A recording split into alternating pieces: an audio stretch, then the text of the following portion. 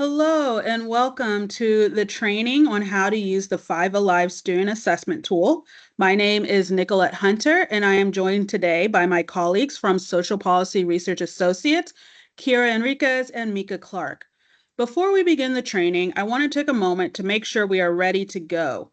This training will focus on the Five Alive Student Assessment, and we ask that before we begin that you download or print the relevant materials.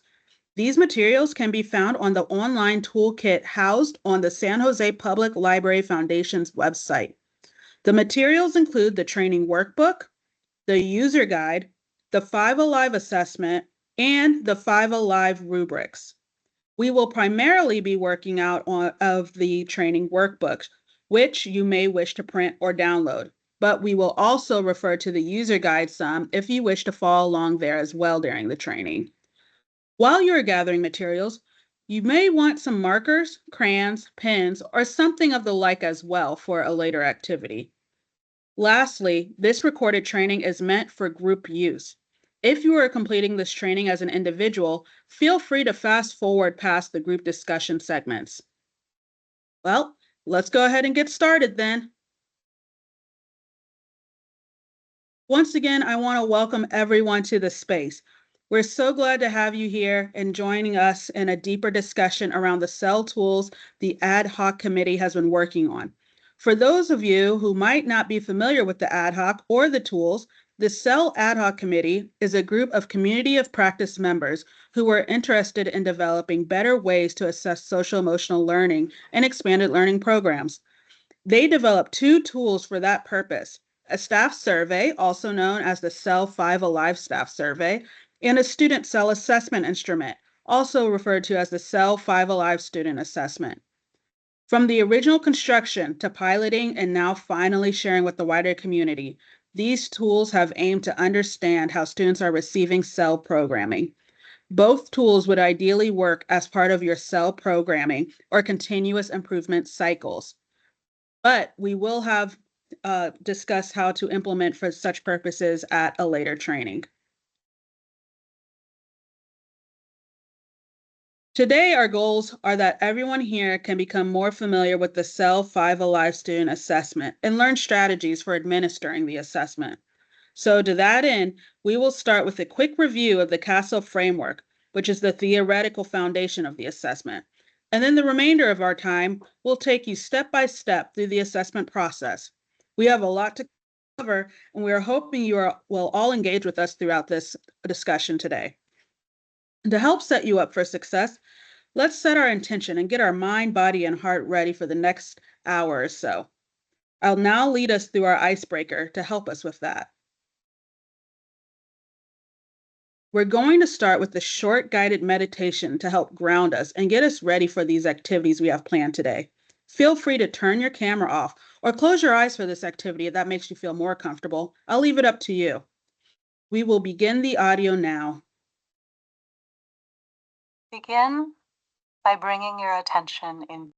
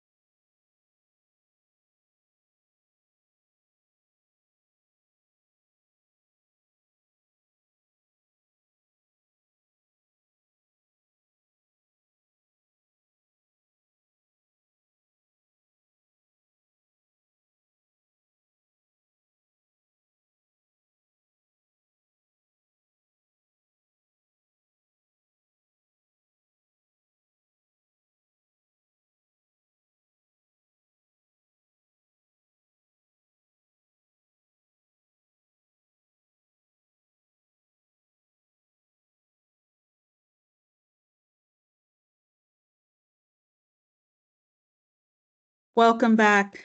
Thanks everyone for taking the time to participate in our guided meditation. I hope you're feeling more relaxed. Now we will move on to the next agenda item where we will discuss the CASEL framework. Let's start a review of the CASEL framework with a video. This video is from CASEL's website and walks you through the framework and the competencies within it. You will notice the video mentions all of the focus skills that encompass a competency. But the tools produced by the ad hoc committee only includes one of these skills. We'll talk more about that after the video. And we'll start that video momentarily.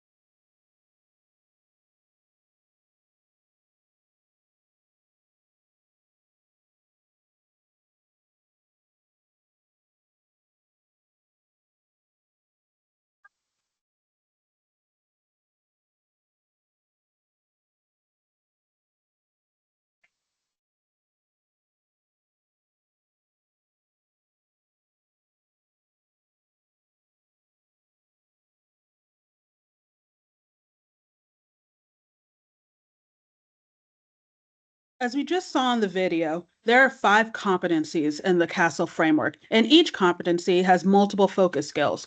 The ad hoc committee went through a collaborative process to identify one focus skill in each competency that seems particularly relevant for expanded learning programs. Regardless of what curriculum your program uses, or if you incorporate CEL without using a formal curriculum, both tools can be implemented with a focus on specific skill development. For instance, instead of the survey and assessment focusing on the competency relationship skills, it focuses on the skill effective communication. You can see the other skills the ad hoc committee selected in the slide, but for today, we will focus on effective communication.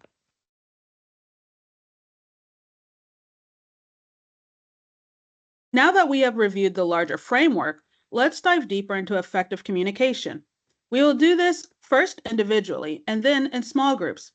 You will need your workbooks for this activity, so let's go ahead and open those up to page 1. In the workbook, you will find CASEL's definition for relationship skills, which is the competency, and an excerpt from November's Every Monday Matters training on fostering effective communication skills in students. You will read both excerpts on your own. As you are reading, bold any word or phrase that is unclear to you or that you have questions about, and then highlight any word or phrase that stands out as a priority for your program. We'll give you 3 minutes for this first part. You can pause the video here and go ahead and begin. Let's move on to step 2, which is our small group discussion. Remember, if you're completing this training as an individual, you can skip through this part. Shortly, you'll leave for your breakout groups, or if you're in person, you'll meet in small groups, where you will discuss the words you bolded and highlighted. First, share out your bolded words and as a group discuss what might we see, hear, or experience if this word or phrase was fully present in a classroom or the program at large. Then share out the highlighted words and as a group discuss at least one of the questions. One option is, what are some reasons this would be valued by young people and adults in our program? How is this currently being prioritized and or supported in our classroom and our program? What would be important to focus on to move this forward? We'll give you 5 minutes for this activity, but take as long as you need, and go ahead and pause the video here once again.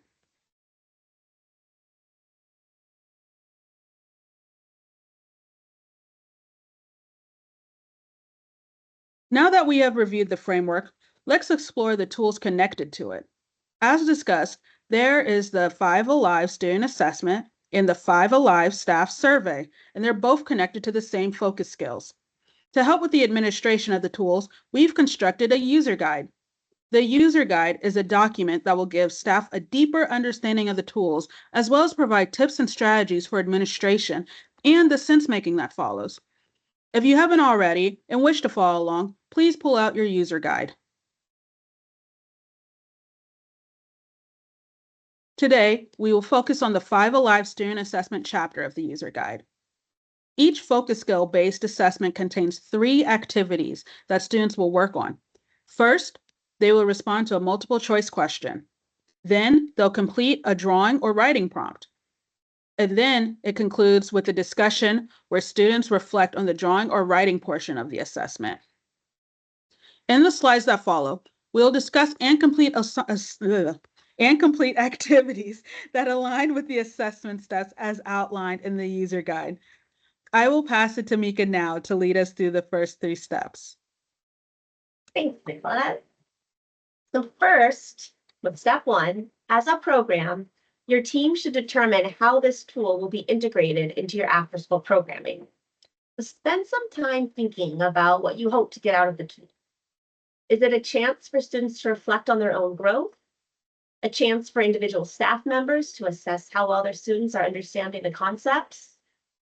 Or will you use the results to assess the curricula, lessons, or approaches that you've used to support CEL development? We recommend that you plan to use the tool after implementing lessons or activities that introduce the competency and focus skill to students.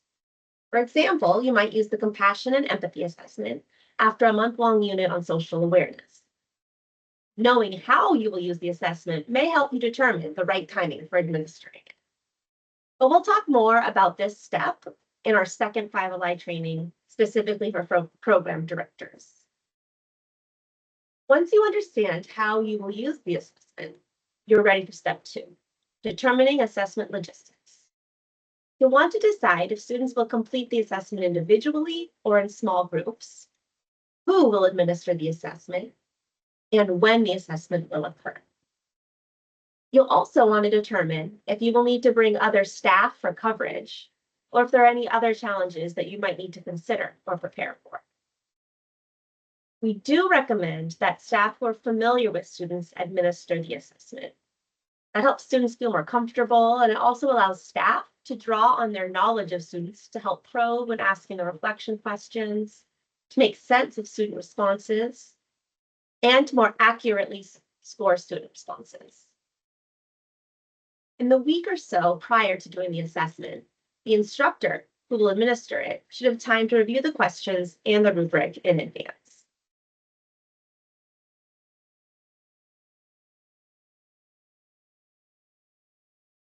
On page 8 and 9 of your user guide, we present the specific steps for administering the assessment.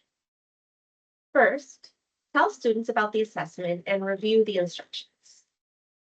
After asking if they have any questions, you can launch into the 3 main components of the assessment: the multiple choice scenario question, the writing and drawing activity, and finally, the student reflection question.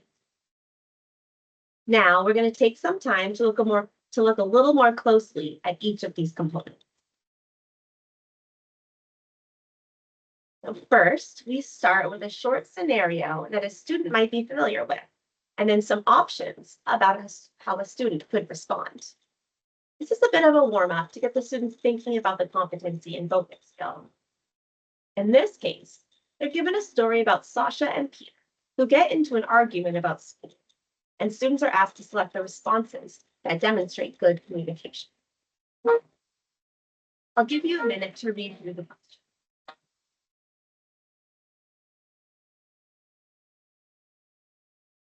You've had a chance to read through it.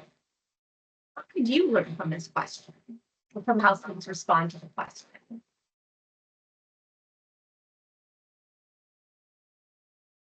All right, before we move on to our discussion of the writing and drawing activity, we're going to give folks a little break again. So feel free to pause the recording and join us as soon as you're ready.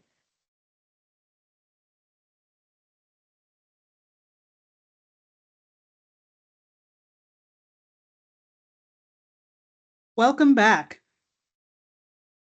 Let's pick up with what comes after the multiple choice, and that is step 6. Read the directions for writing drawing activity. This is what the drawing or writing section of your assessment looks like. As you can see, students are given space to draw 3 examples, although they can do more. We recommend having extra paper available if that is the case. It is important to remind students during this part they are not being timed and can take as long as they want to think of examples. Remember, examples do not just have to come from the program. It could be from the bus, home, practice, anywhere. Normally, after the drawing or writing activity, you would proceed to the reflection questions, but I'm taking us on a detour. First, for a closer look at the rubrics. The rubrics are how you will score students at the end of the assessment. They use a 4-point scale where 1, early, 2, understanding, 3, developing, and 4, mature, are part of the scale. Each rubric is connected to a focus skill and divided into rows that rank the components that make up that skill. As you can see, we removed the skill components from this rubric, which leads us to our next activity. Individually, you will review the rubric by first highlighting the differences between levels in each row. Then you will write in the missing skill component at the start of the row, where the red arrow is pointing. In case that wasn't clear, let's go to the next slide for an example. Here's an example where the first row has been done for you. As you can see, the key words that indicate the difference between levels have been highlighted, and this person has identified active listening as a component of the skill effective communication. Now that the first row has been done for you, we recommend giving your program 3 minutes to complete as much of the remaining rows as possible on page 2 of your workbook. You can pause the video here.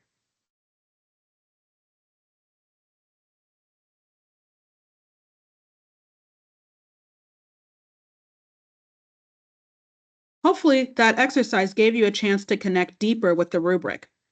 Before our detour, we discussed the writing drawing prompt. Let's return to that, but now we can apply our deeper understanding of the rubric through an activity.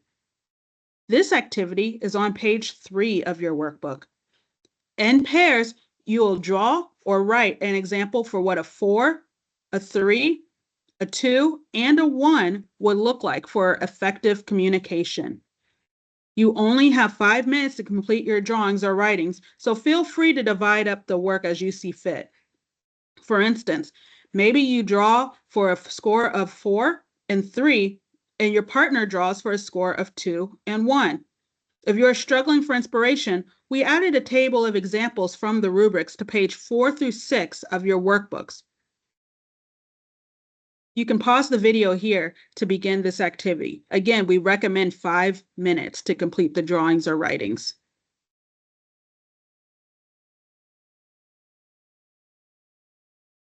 The final step for the assessment is to ask students the reflection questions.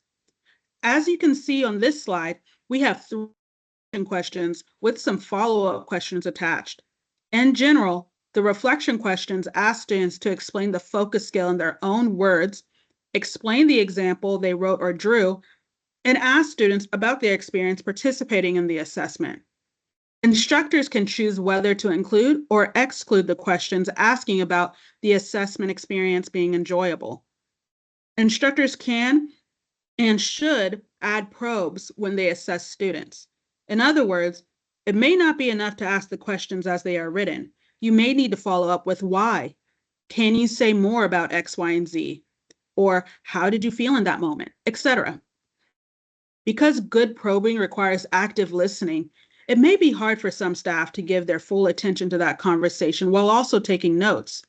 If that is the case, you may consider recording the conversation. If that is a route your program will go, you need to make a plan to obtain permission from the parent, guardian, and student in advance.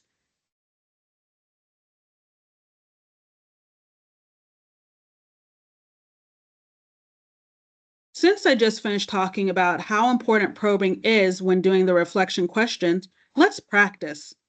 This activity is on page 7 of your workbook. For the activity, we will send you back to your pairs for a role-playing activity. In that pair from earlier, decide which of your 4 drawings or writings you will discuss during your time together. You also need to decide who will play the role of instructor and who will play the role of student. The instructor will follow the script of questions while the student will respond to the questions. Instructors, remember to ask probing questions to get as much information from your student as possible. We recommend taking 7 minutes for this activity. If you finish early in that time period, select a different writing or drawing and switch roles. We'll pause the video here for you to begin the activity.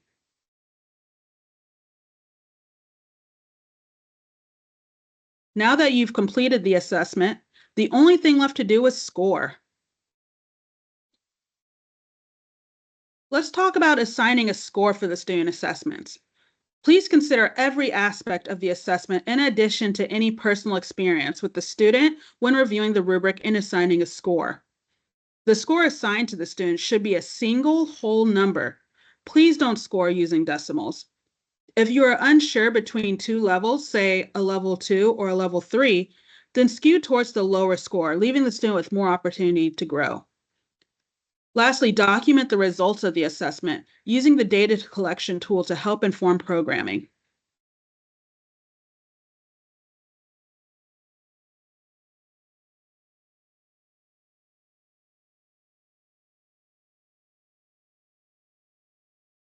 Thank you for your attention today. We hope that this training will help you in your program as you continue doing excellent cell programming for your students.